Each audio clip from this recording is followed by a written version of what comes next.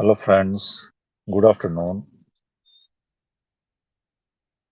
I have selected a very good topic, interesting topic, which can benefit you, or I should say that this is a topic which is of public interest.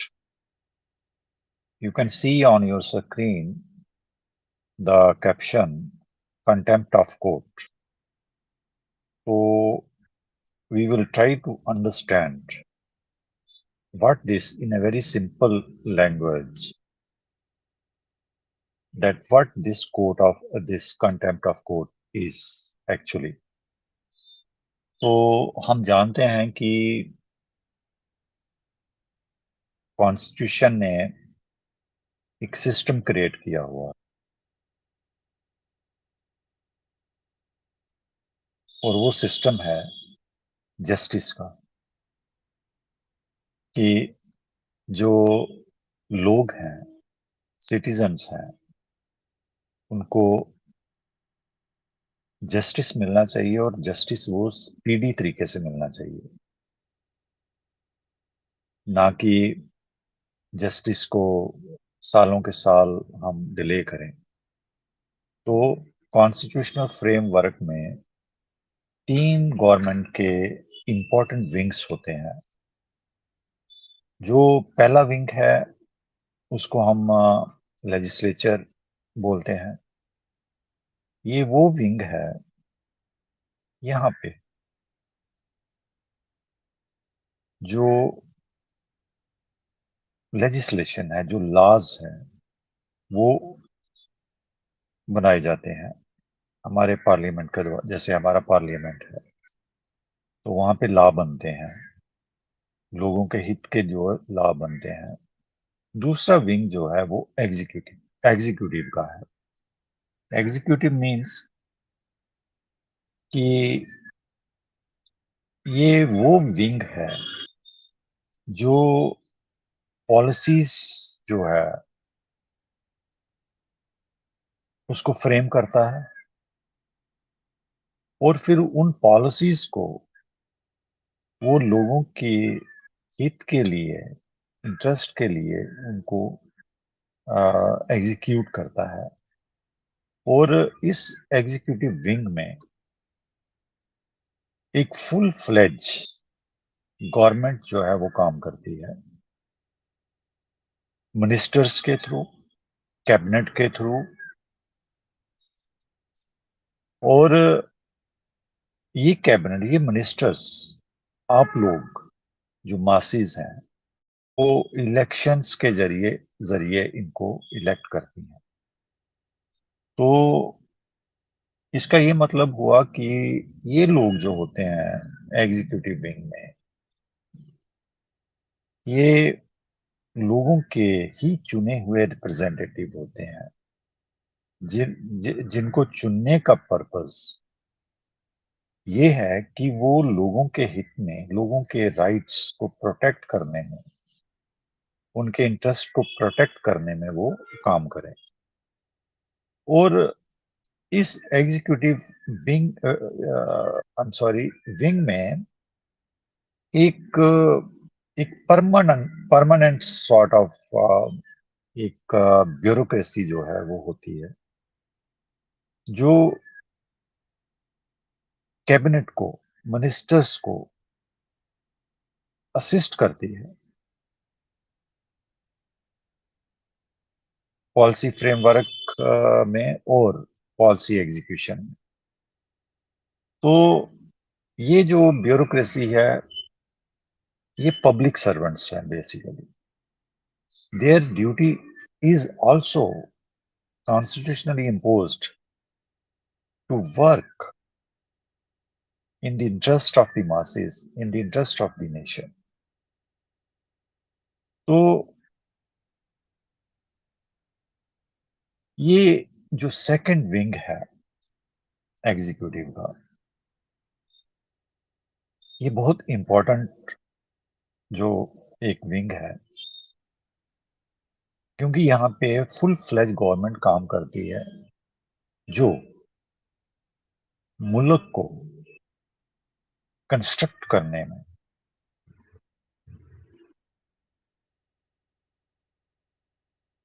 काम करती है constitutionally.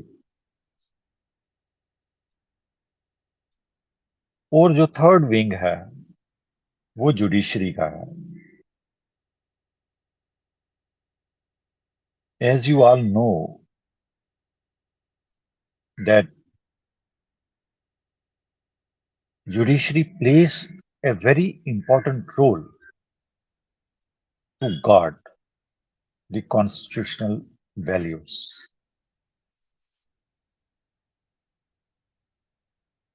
and to guard the rights of the people if they are violated by the executive। क्योंकि और ये judiciary का काम है independently, fearlessly to adjudicate the disputes that arise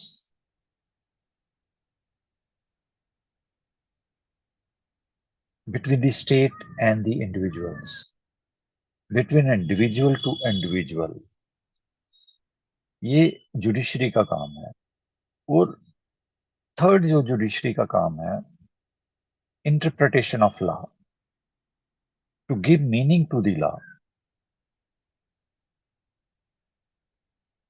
to balance the things. तो ये इंपॉर्टेंट जो तीन विंग हैं,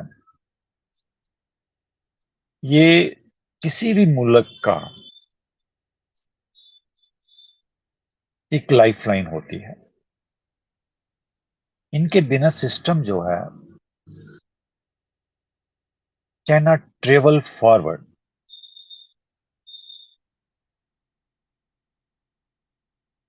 इसीलिए इट इज वेरी इंपॉर्टेंट कि ये जो इंस्टीट्यूशंस हैं they should be very strong and should be very independent।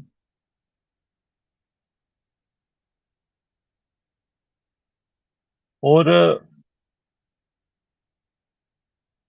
जो यहां तक so far as litigation is concerned, we have seen that state, that is executive, is the biggest litigant today। The maximum litigation that is against the state, may it be the service side, may it be the violation of the fundamental rights or anything else. The state is the biggest litigant today। Therefore, it becomes more important for the judiciary to be more vigilant, to be more fearless, to be more selfless, to be more consistent,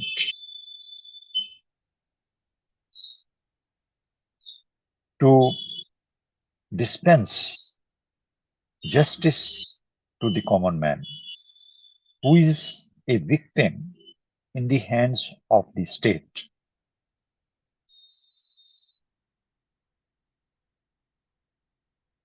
हमने देखा है over the years, I have seen in my law practice that the system of delivery of justice system is very, very slow।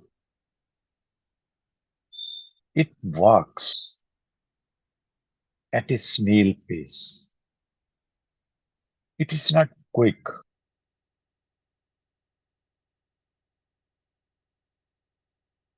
The reason is the reason is that suppose if you get an order from the court,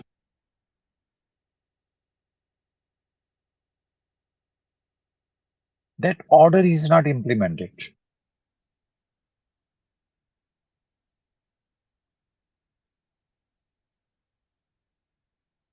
The implementation process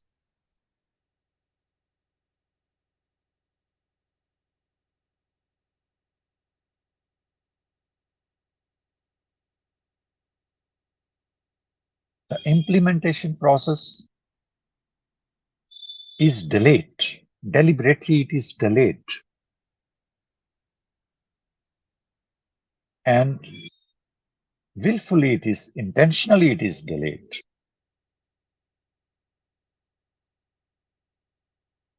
So then what is left with the person who got an order from the court in his favor, but that order is he's not uh, reaping the fruits of that order? Then what is the alternative? State is very strong. He alone cannot push the state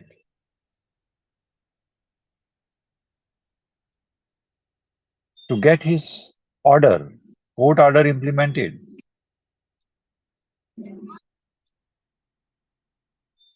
State, its officers, its staff,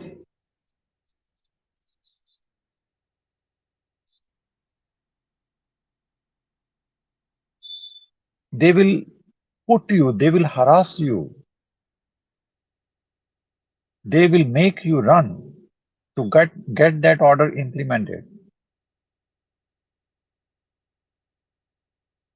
Then what alternative is left? क्या alternative रह जाता है उस इंसान के पास जिसने court का order लाया है और उसका ऑर्डर जो है वो इंप्लीमेंट नहीं हो रहा? Then he has to go back to the liars. He has to spend more money to get his order implemented, to reap its fruits.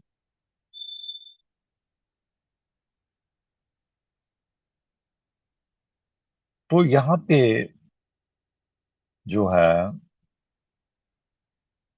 Contempt का जो रोल है वो कमेंस होता है, वो स्टार्ट होता है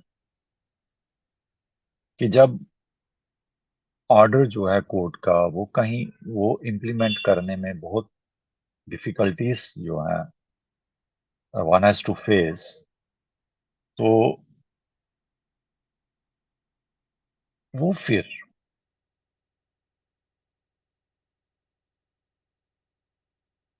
कोर्ट में वापस जाता है। किस कोर्ट में वापस जाता है? जिस कोर्ट ने ऑर्डर को पास किया है, और उसको बोलता है कि भाई ये आपने ऑर्डर पास किया था, लेकिन इस ऑर्डर का तो मुझे आज तक कोई फायदा हुआ ही नहीं। वो तो मान ही नहीं, वो जो स्टेट है, जो डिपार्टमेंट है, वो तो इस ऑर्डर को मान नहीं रहा है, वो इसको इम्प्लीमेंट नहीं कर रहा है, तो मैं क्या करूं? वो इसको डेलिबरेटली, विलफुली, इंटेंशनली इसको वायलेट कर रहा है, इसका ब्रीच कर रहा है, तो मैं क्या करूं? ही प्रेज टू द कोर्ट कि भाई कम से कम जो आपने मुझे ऑर्डर दिया है इसको इम्प्लीमेंट तो करवाइए। तो when the इससे पहले मैं आपको बताना चाहता हूं कि कंटेम्प्ट होती क्या है। इसके लिए प्रोसीजर्स हैं। हमारा एक अलग से लॉ है जिसको हम कंटेम्प्ट ऑफ कोर्ट कहते हैं।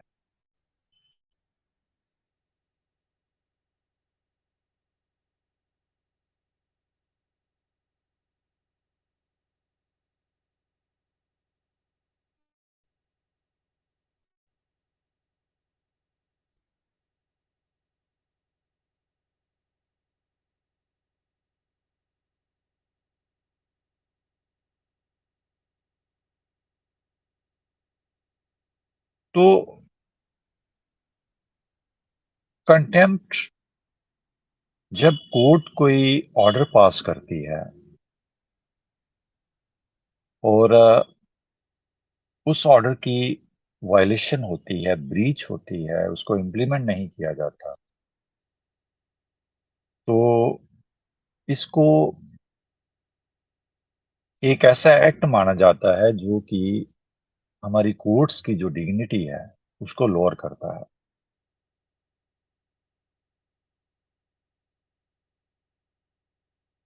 और अगर कोर्ट को इंटीमेट किया जाए तो कोर्ट इसके ऊपर कार्रवाई करती है और उसको शो काज नोटिस इशू किया जाता है कि why a contempt should not be issued against you for violation of such and such order. तो in nutshell I will tell you कि जब हम कोर्ट के ऑर्डर की ब्रीच करते हैं और कोर्ट की डिग्निटी को लोअर करते हैं, वो एक ये मोड भी हो सकता है। और कोर्ट के अंदर अगर आप कोई न्यूसेंस क्रिएट करते हो या कोई ऐसी बात बेंच को बोलते हो, वहां पे जो एडवोकेट्स हैं जो काज को एडवोकेट कर रहे हैं उनके खिलाफ कोई बात करते हो कोर्ट रूम में, उनसे झगड़ा करते हो, कुछ भी ऐसा करते हो जिससे डिग्निटी जो कोर्ट की है, जो एडमिनिस्ट्रेशन ऑफ जस्टिस है, उसमें ऑब्स्ट्रक्शन होती है, कोर्ट की डिग्निटी लोअर करते हो, तो उसको हम कंटेम्प्ट बोलते हैं। This is why that when we are inside the courtroom, we have to maintain a certain decorum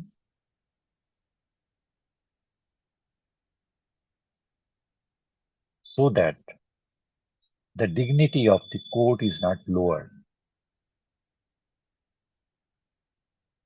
so that there should be no any sort of nuisance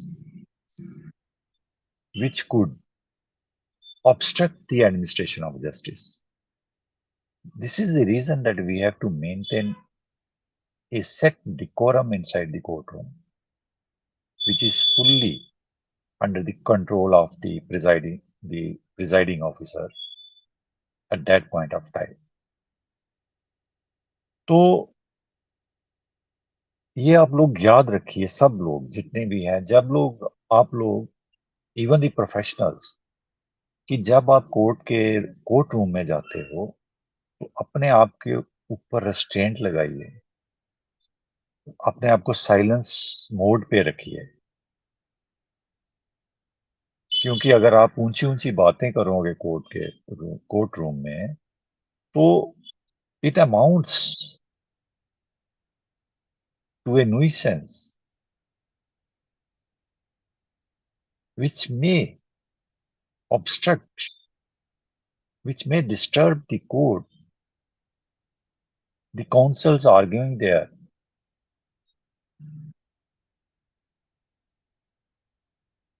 In administration of justice.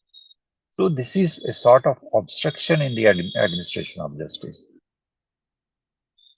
So you have to be very disciplined. You may be a simple litigant or you may be a professional.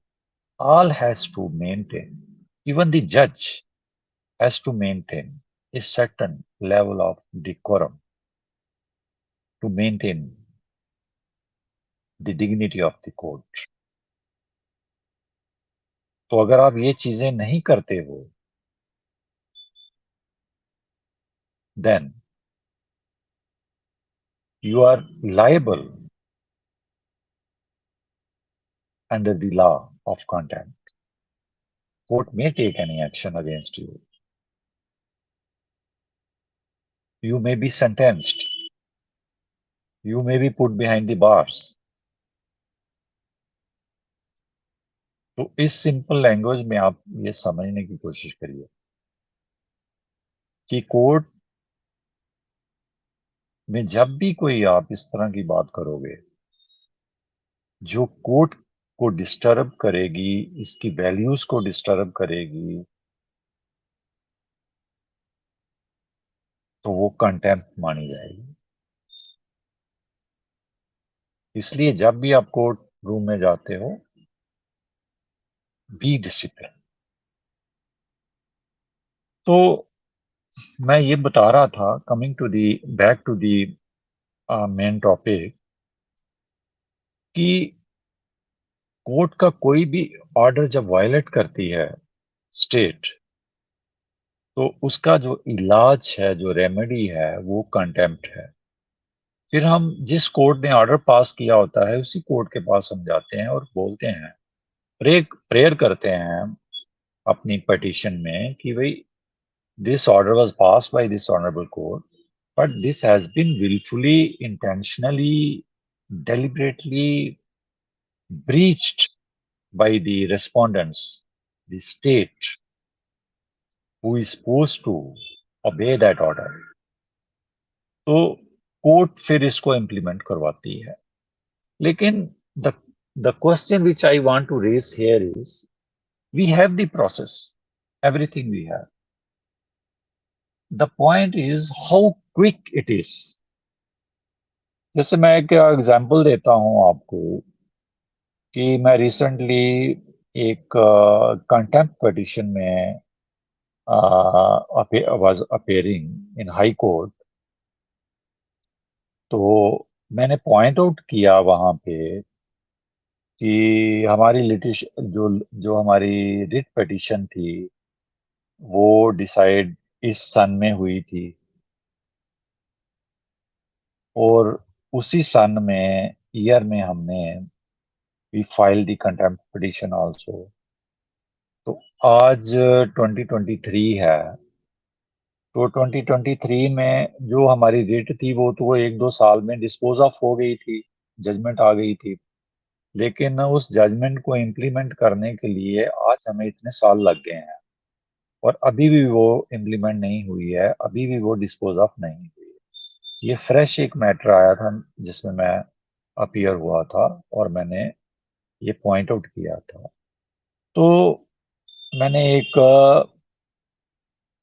Suggestion भी दी कि now the time has, since the executive has become unruly now,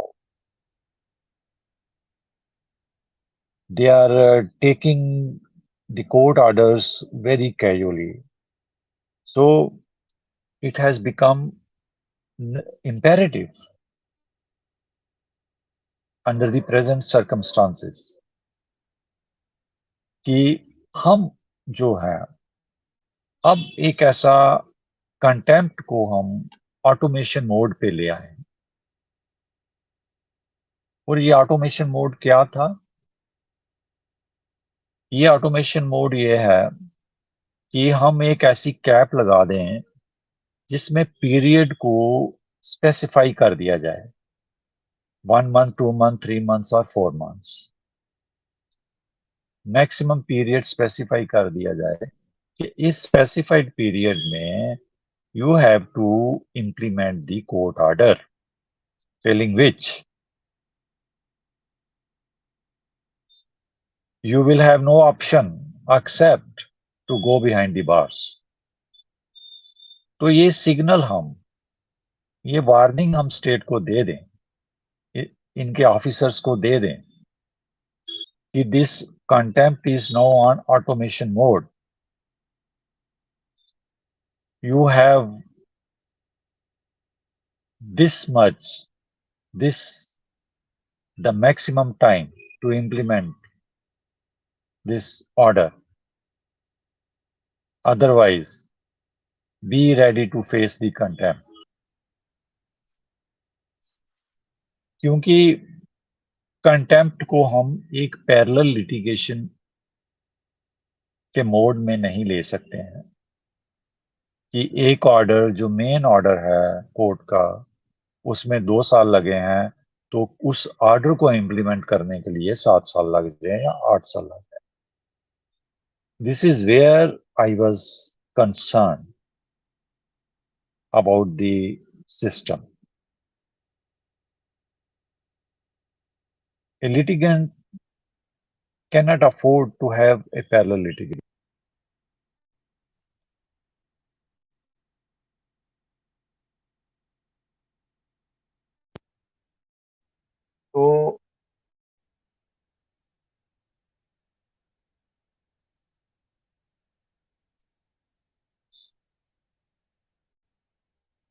तो मैं इस बात पे it was my concern कि main order और contempt में डिफरेंस रहना चाहिए.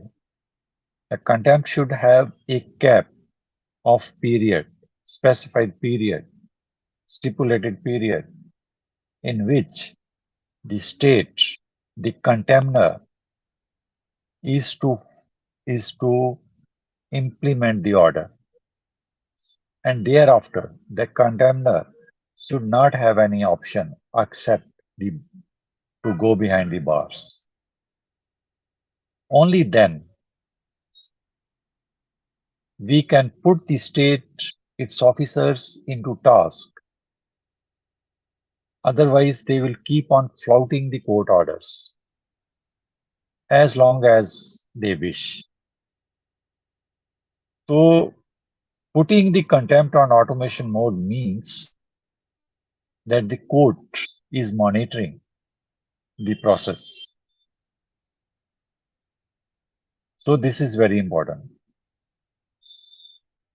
क्योंकि सबसे ज्यादा हमें जो आज जो प्रॉब्लम्स हैं इम्प्लीमेंटेशन ऑफ ऑर्डर की, वो स्टेट है. स्टेट के पास इतना स्ट्रक्चर होता है कि वो छोटे छोटे पॉइंट्स के ऊपर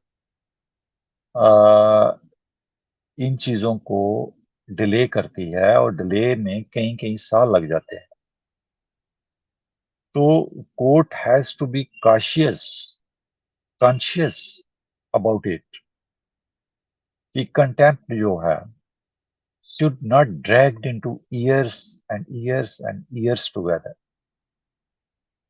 तो ये मेरे ही केस में एक जो मुझे अभी रिसेंटली मेरे पास मैंने जिसमें आई टुक ओवर द चार्ज, तो उसमें मैंने पॉइंट आउट किया कि आप देखिए कि हमारा रिट ऑर्डर कब हुआ था, with in span of 2 years. और देखिए हमारा जो कंटेम्प्ट है उसी रिट ऑर्डर को उसके फ्रूट्स लेने के लिए, उसको इम्प्लीमेंट करने के लिए, ये हमारी कंटेम्प्ट है जो 2023 में भी डिस्पोज ऑफ नहीं हुई है. Then court took it very seriously.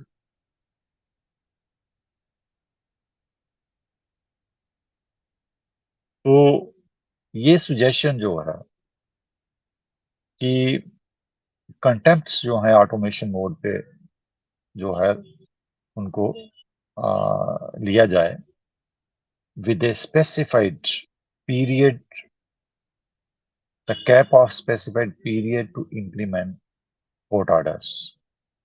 So we will see the impact that the litigants will have speedy justice.